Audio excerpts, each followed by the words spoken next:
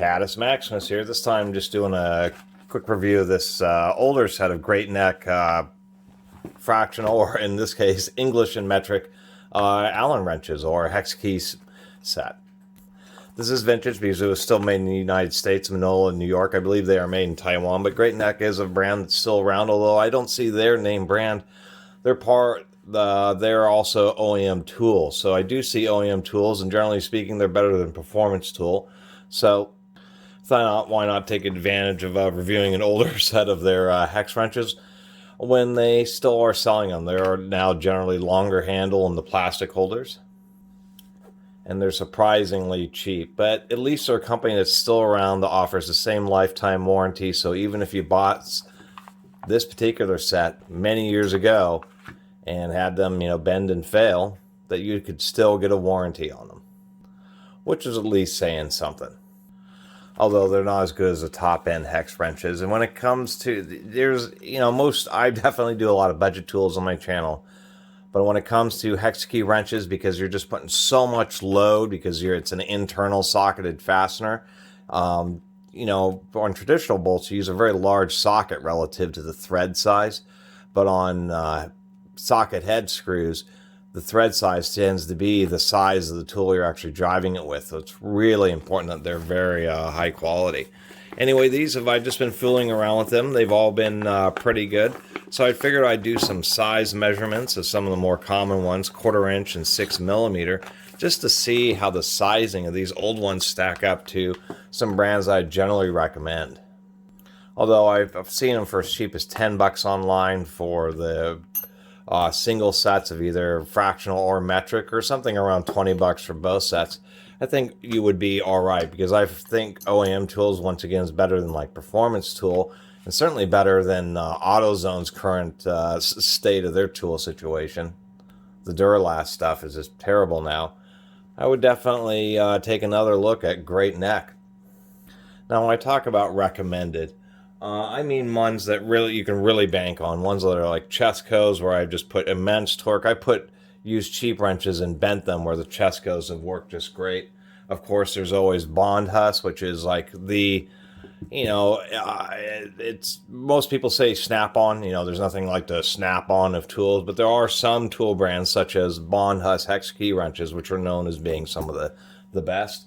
Another good option is these Elkins here, and I'm not sure, but I believe the Chescos may be made by Bondhus, but I've always had a lot of trust in them. These happen to all be American-made sets here. Let's take a quick look at the sizing. Let me pull some of these others out. One thing that we can tell quickly after I got those out is there is no, let me see here. Doesn't appear to be any type of stamping or marking on these whatsoever. Saved a bit of money there. Chrome plating hex key wrenches is generally not recommended. Chrome plating, for as great as it is, from reading online, in order to get the chrome to really attach to the steel, there is a chemical reaction which technically slightly weakens the surface of the steel. That's why carbon finish is always, more desirable, because it's the steel in a more natural state without any what is known as hydrogen embrittlement due to the application of the chrome. Plus, the chrome can flake off, and that slightly changes sizing. And really, professional hex key wrenches are sized very, very well. And professional ones are, pretty nice. We can see, like on the Elkin, it's obviously stamped, USA, the size. The Chescos, same way, clearly stamped. And once again, with the Bondhus, it's clearly stamped, at least on the wrenches that are large enough. And it's pretty small. They'll stamp some really small wrenches. So that's one of the things that sets them apart. So let's take a look at sizing here. What is this? Is this the 1/4 inch? Yes, it is. So if we take a look at a Bondhus 1/4 inch, as far as these calipers are concerned, and these are only Harbor Freight, it's basically exactly a 1/4 inch. Super tight fitting. If we take a look at the 1/4 inch from the Great Neck, maybe a thousandth under, but at least for these old American-made ones, that's pretty darn good. Let's take a look at the metric size here. So we'll take a look at the metric Great Neck. A couple hundredths of a millimeter, 5.98. That's still not too bad. How about across another flat here? 5.97. That's really not too bad. So let's take a look at the Elkin 6mm. Actually, it's slightly smaller. Interesting. It is indeed smaller. And how about this Chesco, which I've always really liked? As we can see, the Chescos are sized quite nicely. 5.99 across those flats.